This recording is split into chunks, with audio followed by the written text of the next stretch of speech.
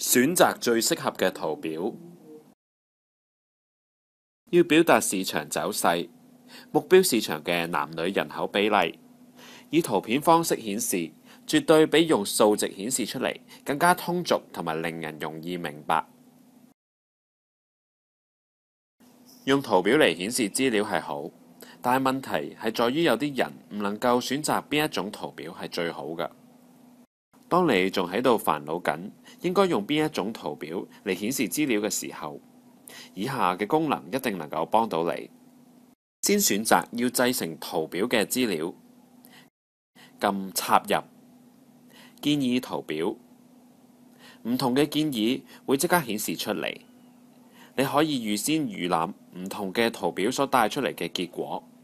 然後再選擇你所需要嘅，最後撳一下確定。圖表出現之後，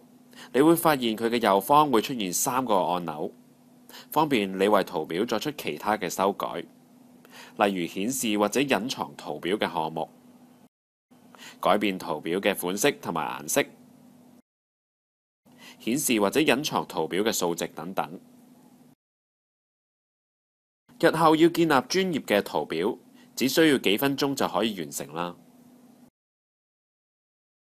如果想了解更多關於全新 Microsoft Office 嘅資訊，請瀏覽 www.microsoft.com/hk/office